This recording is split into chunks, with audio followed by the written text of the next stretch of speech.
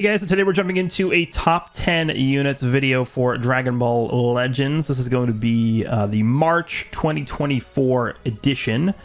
Now, this is going to be an interesting list, and there's two reasons why. Number one, obviously we have the rating match proud mode going on right now, and it's basically been going on for the past 2 weeks. And we have yet to have an environment where we could use the newest character, Ultra Gohan, in like a traditional ranked mode.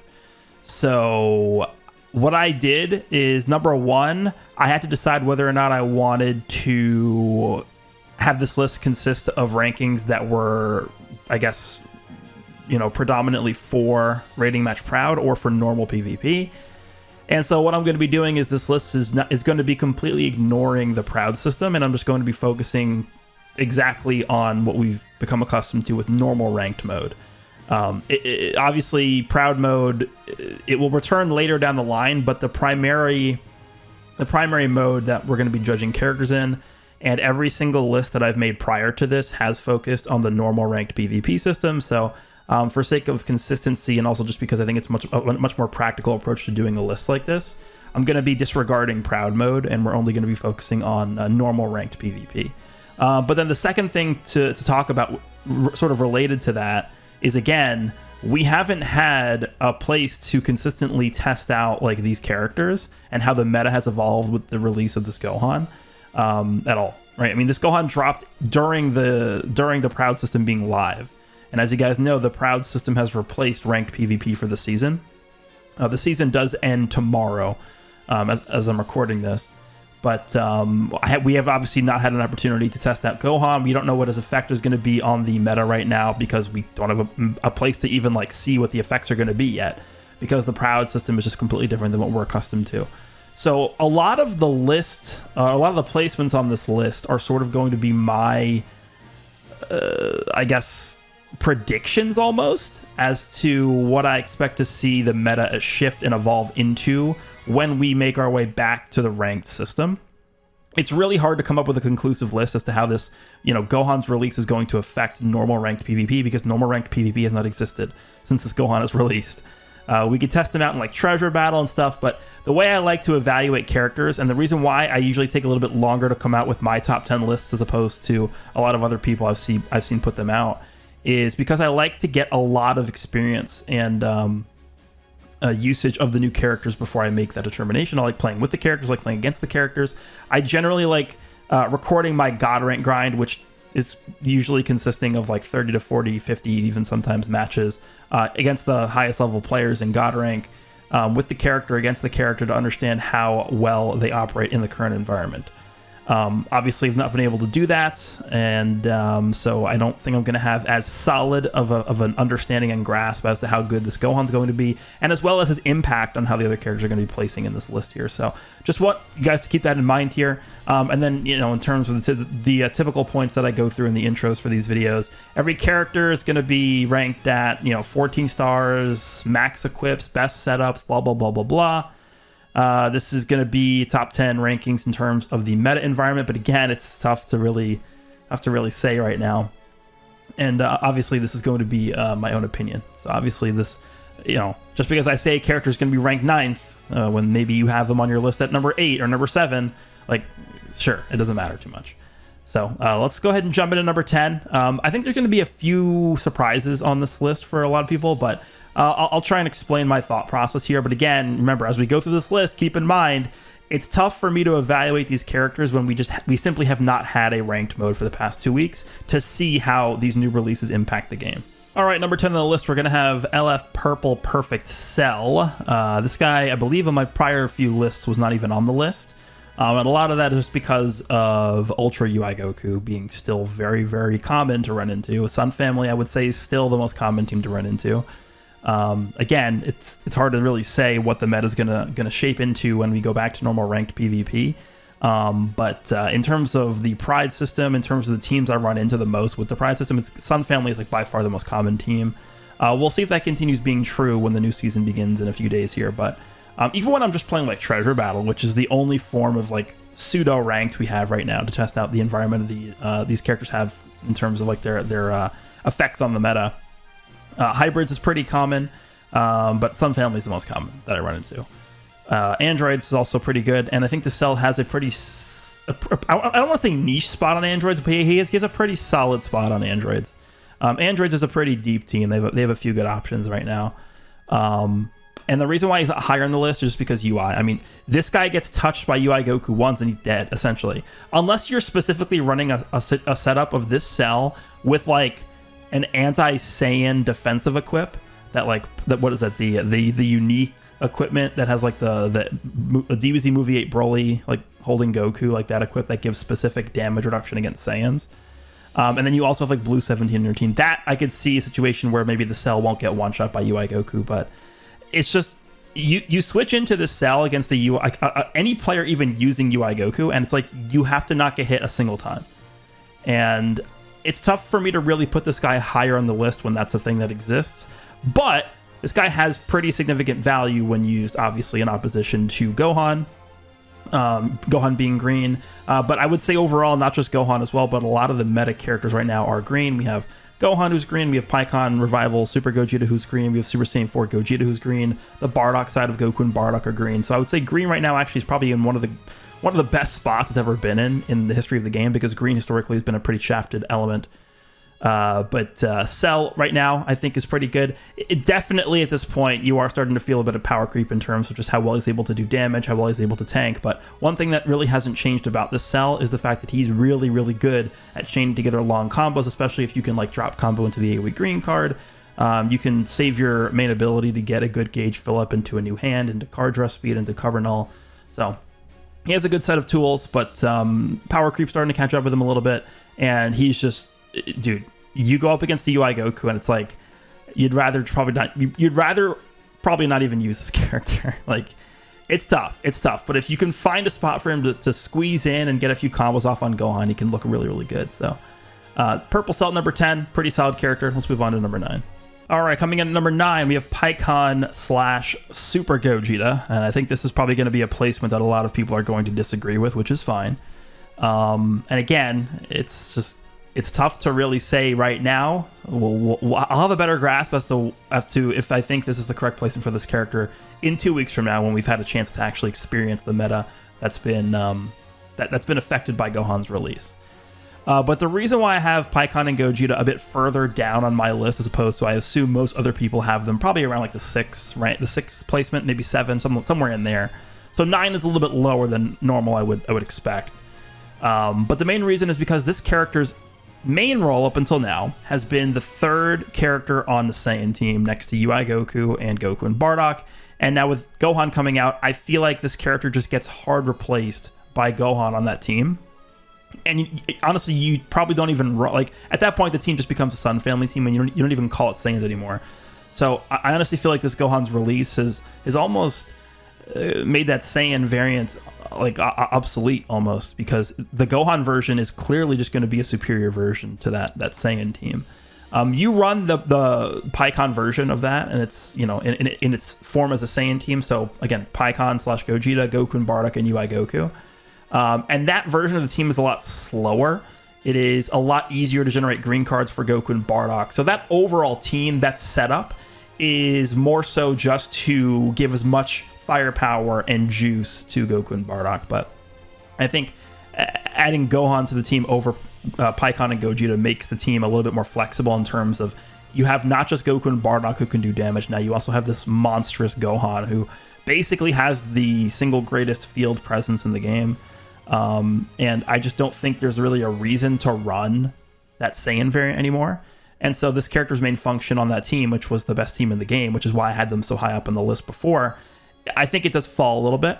And obviously with this Gohan being green right now, we're starting to see some other purple characters, seeing some replay value. Again, that might just be the Proud system forcing people to use a bit more characters than they would normally use. So this is, again, going to be something we're going to have to wait and see how the meta looks after the new season starts. But Purple Cell, Purple Jiren, like some of those purple characters that you can sort of get away with using right now, you're starting to see them a little bit more. And so I'm going to be a little bit more hesitant to bring this Pikkon Gogeta character, but they haven't really like fallen off, so to speak. It's just more of an issue with their team thing. And this is really the same thing we saw with Orange Piccolo, essentially. The character really is not bad. It's just like there's just better teams you want to be using. There's better options you want to be using. And it's not surprising to me. All they did was they took Orange Piccolo and they copied and pasted a Saiyan character on Orange Piccolo is what they did with this character. I think this is probably one of the laziest designed characters ever because it's literally just Orange Piccolo copy and pasted on a Saiyan tag character. But yeah, I mean, I see this character basically experiencing the same fate as Orange Piccolo. They'll probably soon start to fall off a little bit more as we get deeper into 2024, and then that will be that for them. So again, they're not bad at all. Like they're just not doing as much as they used to because their role has changed on their teams. They're no longer going to be the main injection character for Goku and Bardock because as you'll see when we move down the list, Goku and Bardock still insane character, but they're not going to be like the one-stop shop for just killing people on the Saiyan team anymore. So Pikkon and Gogeta number 9. Let's move on to number 8. All right, number 8, we have Zenkai LF Full Power Jiren. Definitely a character that has gained a significant amount of value, I think, since the release of Ultra Gohan. This is pretty much the only purple character that I would feel like really, really comfortable using right now. Even against UI Goku. Now, obviously, this guy can get utterly decimated by Ultra UI Goku, but he is tanky enough, he is bulky enough, and I think with his team composition, having the right characters on it, getting the right amount of Zenkai buffs, building him correctly with equipment, like, this is a character where even against, like, Ultra UI Goku's lock-in ult, like, he can easily live it. I've seen instances of Full Power Jiren's living Ultra UI's ultimate with, like, half health to spare, and then, of course, when the enemy ends up rising rushing, he gets the heal, and then, of course, he gets like all the ridiculous effects. He gets the endurance, the card draw speed, the cover, and also this character's actually pretty damn good. He has an AoE green card as well, which is slowly starting to become like a necessary thing more and more as more of the best characters in the game just become AoE green card machines, essentially. But this character is very good. I don't really have anything else to say about this character. I mean, he's just he is the most usable purple character right now, and in a meta where we're seeing multiple green characters per team almost in every instance, like.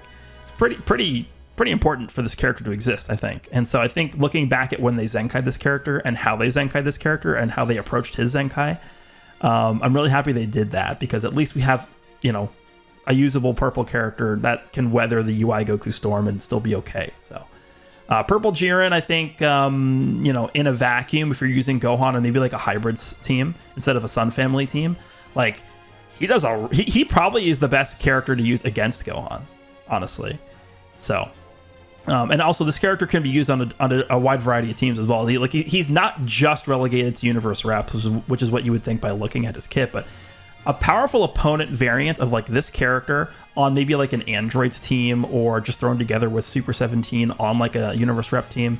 Like you could have Super 17 leader slot Jiren and then like Blue 17 or the other way around, obviously on the Androids team. That actually could work pretty well. So. This Jiren, I think, is aging pretty well. One of the better Zenkais we've seen, especially in recent times. So number 8 is going to be LF Zenkai Full Power Jiren. Let's move on to number 7. All right, so moving on to number 7, we have LF Spirit Bomb GT Goku. This is certainly one of the characters that I'm not entirely sure is in the right spot on this list. But I think he's at least somewhere in the range where I put him, you know, like 6, 7, I guess. I don't think I could put him at 5. I think there's a pretty significant cutoff between 6 and 5. Like the top 5, I would say are pretty different than everything above that. But you know, 6, 7, 8, somewhere I think is fine, anywhere in there. Obviously this character has a really, really, really favorable matchup versus one of the best units in the game with Super 17. And he has a really, really, really unfavorable matchup versus the other best unit in the game, which is Ultra Super Saiyan 2 Gohan. So it's hard for me to really say, okay, yeah, this guy gets negatively affected by Gohan being in the game, but he gets helped because Super 17's in the game. Like, I don't know. Recently, what I've found when I'm running this character is I'm more often than not, just using him as a damage sponge versus Super 17. It is really, really essential that if you're fighting a Super 17, you have this guy primed and ready to be switched in to eat hits from him. This is the best character in the game. It's not even by a factor of 10. Best character in the game by a factor of 10. Versus Super 17. So they knew what they were doing when they released this character. They were preparing us for Super 17. I remember when Super 17 came out, and I was like, they should have just released Super 17 first to establish GT as a team, and then release this Goku. But I'm starting to think, like, if they had given us Super 17 before dropping this Goku, like, it would have been insane, because there would be 0 characters in the game that could have stood up to Super 17, because you really need this character almost to stand up to him. So he's really good in that regard. But then on the other hand, he gets absolutely torn into shreds by Gohan. Like, Gohan just tears this guy in half in 2 seconds. So I think he can be good as a utility character as well. The Solar Flare is really strong. Setting up like a super long combo with Super 17 can be a thing that you do with him as well. And I think overall, we're probably, I don't know, it's hard to say. Again, I can't really, I was going to say we probably are going to see a fall off in the GT team a little bit, but I don't know if that's true, right? Because against another GT team, this Goku can look a little bit iffy, because a lot of the time you're running LF Super Saiyan 4 Gogeta on GT, and this Goku Solar Flare doesn't work well against him, because he's immune to getting affected by it. So it's hard to catch like enemy Super 17s in the Solar Flare unless you're like overriding their blast with your Solar Flare or something like that. But overall, this Goku is really good. I think when you get the enemy down to like the last character left, this guy has one of the strongest finishing moves ever, which is just straight up, you get to decide when they lose their Vanish as the last character alive. It's pretty absurd. So he has one of the stronger finishing abilities in the game. Super tanky character, really, really strong healing factor, and really strong against one of the best characters in the game with Super 17, but not as strong against the other best character with Gohan. So I'm going to put him at 7 for now, but we'll see where he winds up once we experience the changes in actual ranked mode. But number 7 is going to be LF GT Spirit Bomb Goku. Let's move on to number 6. Number 6 is going to be LF Zenkai Super Saiyan 4 Gogeta. Don't really think I need to go into too much detail about this guy. Just a really strong all-around Zenkai character. He does pretty much every single role. He could tank decently well. I wouldn't really call his tanking exceptional. He does pretty good damage. He is healing the team. He's supporting the team, especially obviously on the teams you're going to be running in, which is Fusion Warriors and GT. But GT is his main team right now because Fusion Warriors is kind of not in the best spot right now. But yeah, he's basically fulfilling every single role on GT, and he pairs up well with Super 17. Obviously, a lot of times when you're running Super 17, you're going to get walled off by GT Goku. So in the mirror match against another GT team, this Super Saiyan 4 Gogeta, honestly, you could even argue is not at the same level as Super 17, but he's sort of like creeping up in terms of how valuable he is for that matchup in particular. He's immune to GT Goku's Solar Flare. He does obviously type advantage damage against GT Goku. So, you know, you switch into Super 17, the enemy walls you off with GT Goku, and you go back into Gogeta and you just tear him in half, right? So that's a really powerful effect this Gogeta has. The double cover change is pretty... It's like, honestly, you look at all the recent releases we have of LF characters and Ultra characters, really not a lot that have both cover changes against Strike and Blast cards. So that is a pretty valuable mechanic to have, I think. Of course, another character that has a very strong finish potential with the guaranteed ultimate card draw when the enemy's down to 1 character left. But overall, I mean, it's just a really, really solid character all around. Blue card hits like a truck. Against Gohan in particular, I don't really think this guy gets like massively hurt or helped in any way. The effect on this guy is kind of just neutral, I would say. This guy doesn't excel in like blast attacks or strike attacks. He kind of does both almost equally well. I guess the one thing you could say is he might just take a lot of damage from Gohan, but so does every character. So I don't really know if this update had some, massive net impact on this Gogeta. It kind of just neutralizes itself because nothing that came out really hurts or helps this guy a lot. He's just solid all around. So Super Saiyan 4 Gogeta at number 6. Let's move on to the top 5, and I think there is a decent gap between the top 5 and slots 6 through 10. People always get so defensive about Beast Gohan. Beast is an amazing character, okay? He has multiple ways of getting Vanish back. He supports. He easily can go type neutral. Has one of the dumbest mechanics in the game where you can just remove Vanish with his transformation. Blue card hits like a truck. He's just really, really good. Okay? I just think there's 4 better characters than him in the game right now. That's it. That's it. And I'm actually, I think one area that might seem crazy to even mention, but an area where I feel this guy is lacking is kind of similar to what I said when discussing PyCon and Gogeta, which are this guy's team options. Now, obviously, Hybrids just got a ridiculously broken character in Ultra Super Saiyan 2 Gohan, but the team doesn't really have a competent third character.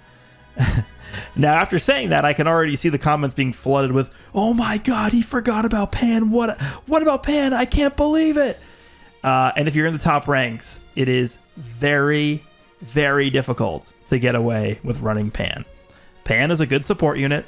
Damage buffs, sub-count manipulation, key disrupt. I got it. But at this point, Pan is a liability. That's just plain and simple what she is. She is a liability. You can't not do damage and not tank and still be considered a good option at the competitive level. Even if you're a support character. And this is one of the reasons why I'm not really a huge fan of Bulla either, is because Bulla does not do damage and Bulla does not tank. Right? She's supporting and she has some disrupts. She's kind of just like a copy and paste of Pan, essentially, just slightly different is what she is. And again, I'm consistent. I'm knocking Bulla for the same things that I'm saying about Pan because they're basically the same character. So Hybrids is really missing that third great character, I would say, to complete their roster. And Movies is kind of just mediocre right now, which is crazy to say. And then we can take a look at Sun Family. And again, I'm going to repeat the same argument I said for PyCon, which is as crazy as it sounds. This guy just doesn't make the cut on Sun Family anymore. Sorry. It's just the way it is. I remember talking about this too, even before they announced Ultra Super Saiyan 2 Gohan. I said if they release Ultra Super Saiyan 2 Gohan, looking at the roster of the Sun Family characters that exist, guess who is going to be replaced? It's Beast. You're not breaking up the combo of Ultra UI and Goku and Bardock. Are you crazy? You're not prioritizing Beast over Ultra UI and Bardock. So what happens is this guy just gets hard replaced on Sun Family by Ultra Gohan. This is insane. And then I guess one other thing I could quickly mention about this character as well is if you run this guy next to Ultra Gohan, this is something that I've experienced personally. It actually becomes a lot tougher to get this guy's unique gauge built up with Ultra Gohan on the team because it's pretty hard for Ultra Gohan to get hit. And even if Ultra Gohan does get hit, he has the key reduction, he has the gauge, so it's hard to combo past that. So, in theory, not getting hit is not that bad, but when this guy's gauge is dependent on you getting hit to get the overpowered vanish removal on transformation, he ends up losing a lot of value in that regard. So just something I've noticed, but I think it's worth mentioning, when talking about this guy. But obviously, he's still a really good character. I still have him in the top 5 overall. I think, he should age pretty well. I don't really see a reason why he wouldn't. But I would also mention that defensively also, when this guy is in the transform state even, type neutral Ultra Gohan, type neutral Super 17 just gets steamrolled. Like, he can't hang in there with the big guns as well as he used to. Offensively, though, still really strong, so I can't really knock him on that end. But there are a few flaws here with this character now, and again, team-wise, he's not looking the strongest right now. We'll see if Hybrids ends up getting a really powerful third option to flesh the team out. But I'm pretty comfortable having this guy number 5. I don't think I'd put him higher than this, but I also don't think I'd put him lower than this. I think this is a perfect spot for this character right now. So number 5 is going to be Transforming Red Beast Gohan. Let's move on to number 4.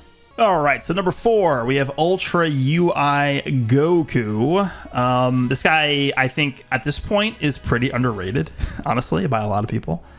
It's just like, people just don't understand how stupid this guy is next to Goku and Bardock. And that's not to say that this guy is reliant on Goku and Bardock. I would actually make the reverse statement. I would say that Goku and Bardock are more reliant on this guy. So I could see a world where Goku and Bardock start to age, they get power crept, but this guy is probably going to be hanging in there a little bit longer than they are. But right now in particular, I think there are 2 things that could really propel this guy even further higher up on this list And by higher, I mean a lower number. So higher towards the good side. Well, two reasons why he's not higher up, I guess, is what I should say right now. So number one, with Gohan releasing, I think the best team in the game, well, I guess it's debatable because it's tough for me to say the best team definitively in the game because we haven't really had a traditional rank system since Gohan released. But Sun Family is just insane right now. You have Sun Family with this UI Goku, Goku and Bardock, and then Ultra Gohan. Obviously, those are the three Sun Family characters you're going to go with as the main lineup. And so what ends up happening is this guy actually ends up being taken out of the leader slot for Gohan. I think I'd rather have Gohan be in the leader slot than UI Goku. Just because Gohan's a more oppressive character, honestly, than this Goku is. And so obviously this Goku is going to end up losing a lot of ki recovery. He's going to lose a lot of damage because he's not going to be getting his Ultra ability, right? You basically, on the optimal Sun Family build, are really not going to be getting any Ultra ability ticks besides his own slot. Right? He gets one slot for his Ultra ability, which is his own slot. But he's going to be missing out on some damage from that, which is going to hurt a little bit, but not too much, I don't think. And then the other thing is we have been going for quite a while. This has been a very, very long streak of not getting any broken purple characters. And I think they're building up to a monster purple release. We've gotten green character after green character after green character. And then even in the middle of all that, they dropped this guy who's like the biggest anti-purple character of all time. And it's like, you're just not running purples ever. You can run Purple Cell. I think the character I had number 10 on my list, the Purple LF Cell. He's pretty good in the meta right now, but you have to be like super mega hyper cautious if you're fighting a UI Goku. Like if you get touched once, that cell's basically dead from this guy. Jiren is the other like only usable purple character right now, I would say. But everyone else is just kind of not existent. Like Path to Power Kid Goku isn't really that great right now. Like Goku and Frieza you're not using. So it's tough, I think, for these purple units, right? It's tough to be a purple character right now. But I think they are building up towards releasing some kind of ridiculous purple character. And then I could easily see this guy jumping up some spots on this list when that happens as like the main counter towards them. But right now, still an overall really, really solid character. Obviously, I think what people are going to mostly look at when I'm talking about this guy being so ridiculous at number 4 on this list are, what about Super 17? And obviously, I would agree. Super 17 would destroy this guy. If this guy gets caught by Super 17's combos, and Super 17 hits him with 2 blasts, he's probably dead in a lot of cases. But that's if he gets hit by Super 17's combos, or gets hit by a combo at all. And I would argue that if you are a competent UI player, or you at least understand how the character works, you understand how the characters that you're playing against work, like, it is tough to get hit. This character has a dodge gauge for a reason. You're running this character next to a character that has Indestructible and an AoE green card, and then another character that has an AoE green card, and then another character that has a basically combo stopping unit gauge for a reason. It is tough to just catch this guy and kill him with Super 17. It is. Like, if you're somebody who uses UI Goku and you consistently get caught by Super 17, like, you're not using UI Goku correctly. That's that simple. Sorry to have to say it. I'm sorry that I have to break the news to you, but if you're using UI Goku and you consistently get caught and killed by Super 17, you are using UI Goku incorrectly. This character's ridiculous. And I think, again, probably one of the more underrated units in the game right now, which is crazy to me. But Ultra UI Goku is going to be at number 4 here. Let's move on to number 3. All right, number 3, we have Goku and Bardock. You guys know exactly how this character works, so I'm not really going to go into too much detail about this character. They're essentially still just as broken as they were on release, and what I like to talk about the most is just the combination of this character and UI Goku, which is so ridiculous. UI Goku stalling, drawing green cards, lowering sub count for this character to come in and just start spamming the green cards, spamming their long combos. This character is such an easy way of getting cover nullification, just to continue the cycle, and then you just go back and forth between UI and this character over and over and over. You can't get hit. You have the most cheap way of gaining combos ever with their AoE green. They have Indestructible in case you do get caught, but they have a lot of healing. Things get pretty absurd with this character next to UI Goku. The one thing I'll say about this character, and this is going to be due to Gohan's release, is one of the ways that I think this character was able to dominate the game, well, I mean, this doesn't just go for them as well, but this goes for a lot of other meta characters too, is it's number one, it's so tough to approach this character to try and combo them because there's always that fear of you getting AoE green carded. There's always that fear of UI coming in and sniping you if you mess up in some instance, right? So it was just always super risky to even try and approach this character. Now with Gohan, with the anti-blast armor card, I found myself having a lot more confidence in just going for a quick attack blast card against this character with the anti-blast armor. And the thing with the anti-blast armor card that I'll talk about, I haven't even mentioned that in this entire video yet, but Gohan holds 2 blast cards that he puts into your deck that have anti-armor properties on them, which means that if the enemy tries to use blast armor and you're using one of those anti-armor blast cards, the blast armor gets broken and it's basically just a counter to blast armor. And so not only can Gohan use those because they're in your deck, you can use those with other characters on your team that you're using at the same time as Gohan. And whenever you use one of those blast cards, you guys, if you played since this Gohan release, you might have noticed that there is a new symbol. There's a new exclamation point symbol that appears above your character's head when the enemy uses an anti-blast armor card.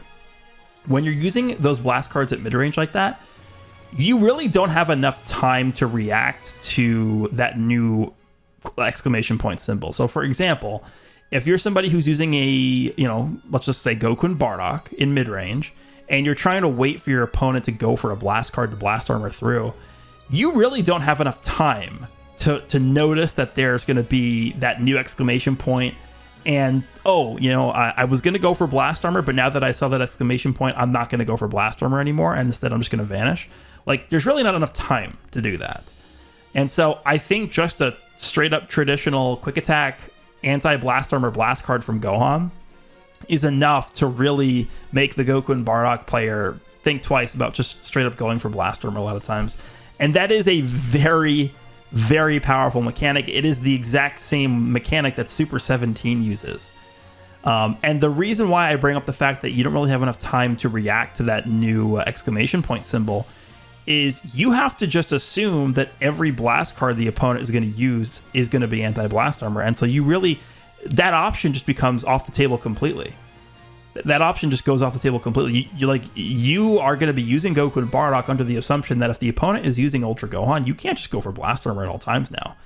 You have to be extra cautious about the enemy having anti-blast armor cards, and the safest way to play around it is just to assume that every time the opponent uses a blast card, there's a very high chance that it's going to be an anti-blast armor card. So you really don't want to take the risk of going for a strike with blast armor if the opponent's just going to get a free combo out of it. It's one of the riskiest things you could do, and giving a combo like that so easily to Ultra Gohan means you probably are going to lose a character, or you're going to lose your Indestructible or something like that. So it becomes a lot tougher just to cheese people with this character. Doesn't really take away from the fact of how good they are, because I still have them at number 3 on the list anyway, and I would have had them below Super 17 before Gohan released regardless.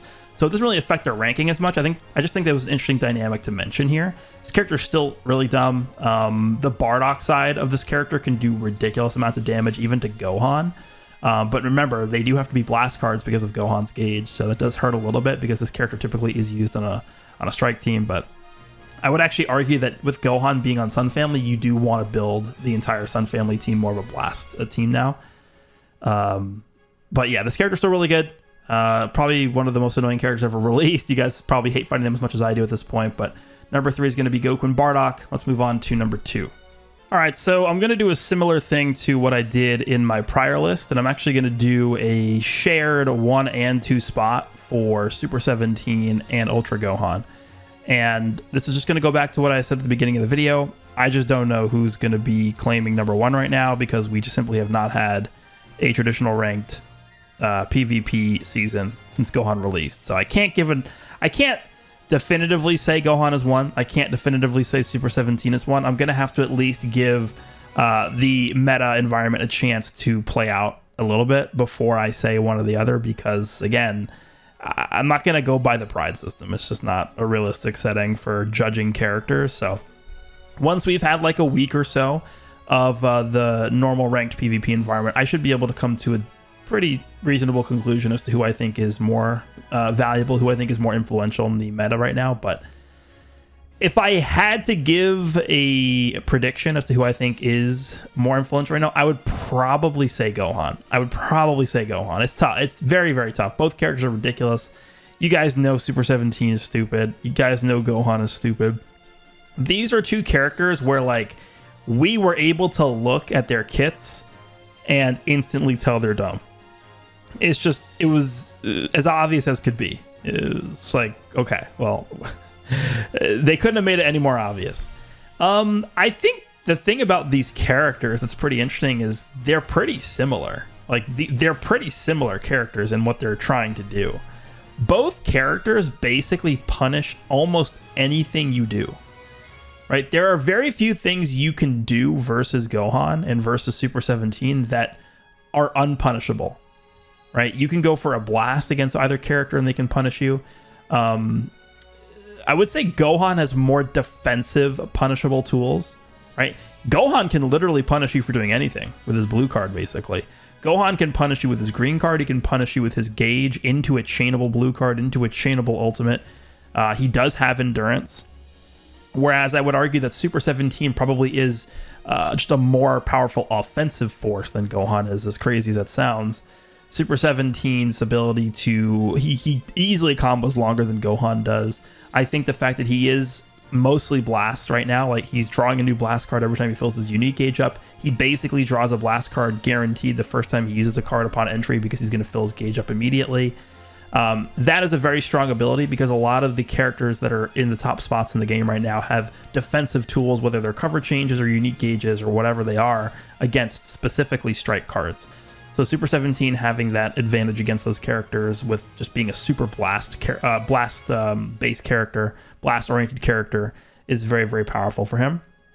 But the reason why I personally think I would give the slight advantage to Gohan right now is because while Super 17, I would argue, is a bigger offensive force than Gohan, Gohan is a better two-way character than Super 17. Super 17, of course, has the potential to always absorb your Ki Blast with his green card, which is basically the kiss of, like, you blast Super 17 and he absorbs it, you probably lose. It's probably over. He basically has the kiss of death against that. But Gohan, I mean, you can't strike Gohan. You can't blast Gohan. You can't even really do any, like, what action can you do against Gohan to where he cannot punish you? His blue card is Namek Goku's blue card, essentially. If you go for like a tackle into a strike card, and even if Gohan doesn't have a blue card, he can just vanish and AoE green card you.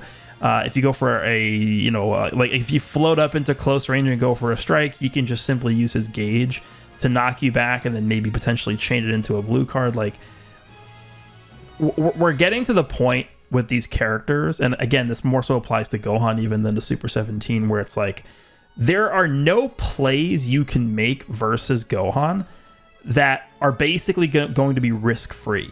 There are always going to be risks associated with basically making any play against Gohan. So all it comes down to is you have to decide what play has the least risk associated with it, and then just clasp your hands together and look at the sky and just hope that the opponent does not have the card needed to counter whatever play you're making, right? That's essentially where we're at with Gohan. And Gohan is a very risk-free set of tools himself. He can go for quick attack blast plays, even without the blast armor, the anti-blast armor cards, because he has endurance. The opponent can rush him, but he has endurance, right? I think Gohan has access to too many free and easy ways to sway the flow of each fight. Super 17 doesn't have as many tools, but I think Super 17 is more of an offensively dominant character. And I think that does matter a lot right now in an environment that is so defensively, I guess, well endowed versus strike heavy characters, whereas Super 17 is just specifically blast almost. It's tough to really say who's better. And then in terms of teams as well, Super 17 on GT is like one of the strongest teams in the game easily. Super 17 on Androids is strong. You can even run Super 17 on like just a Sun Family team in the leader slot, or even on a Saiyan team in the leader slot. Honestly, Super 17 is so strong and so oppressive, you can pretty much make him work anywhere, and the team's going to look probably almost twice as good with him on the team. And then, of course, just the pure Sun family team with Ultra Super Saiyan 2 Gohan, UI Goku, and Goku and Bardock. I would personally say that's probably the best team in the game. I don't really understand how you kill that team. The only character that could even kill that team is Super 17, isn't it? But even against Super 17, I do feel like the team is just, it has too many tools, right? Super 17, of course, with his quick attack and blast strategy, can sort of get through Gohan's, always blue card counter, right? Because you lock the blue card on the Gohan and stuff like that. But then at some point, Goku and Bardock are going to AoE green card you, and then UI Goku's gauge is going to help you sort of reestablish yourself. So I would give the team edge a little bit to Gohan's Sun family team as well. But again, if I had to give it to one of them, I'd give it to Gohan very, very, very, very slightly. But there's a possibility that the meta sort of takes form in the next ranked season, and we come to learn that Super 17 actually is a little bit more dominant than Gohan. Completely possible, and that is the reason why I'm putting them sort of both at a shared 1 and 2 spot here, because I just don't know yet. We have not had enough of an experience with traditional ranked for me to be able to come to a definitive conclusion. I could see both possibilities happen. But for me, I would say that Gohan probably has too many defensive tools that Super 17 doesn't have to put Super 17 above Gohan. And then the same thing for Gohan versus Super 17. While Gohan has much more defensive tools than Super 17, Super 17's offensive prowess is just, I don't want to call it a different level than Gohan, because Gohan does a lot of damage, but Super 17's combo potential is certainly way above Gohan's. And just the fact that he is ridiculously blast-based is really, really good for this meta particularly. So number 1 and number 2 are going to be shared via Super 17 and Ultra Super Saiyan 2 Gohan. Let me know what you guys think of the list. Just to quickly recap the rankings. Number 10, we have LF Purple Perfect Form Cell. Number 9, we have Revival Pikkon into Super Gogeta. Number 8, we have Zenkai LF Full Power Purple Jiren. Number 7, we have LF GT Spirit Bomb Goku. Number 6, we have Zenkai LF Super Saiyan 4 Gogeta. Number 5, we have Red Transforming Beast Gohan. Number 4, we have Ultra UI Goku. Number 3, we have Goku and Bardock. And then shared spot at number 2 and number 1, we have Ultra Super Saiyan 2 Gohan and LF Super 17. Let me know down below what you guys think of the list. Let me know what you disagree with, because I know you're going to disagree with something. Hope you guys enjoyed, and I'll see you all in the next one.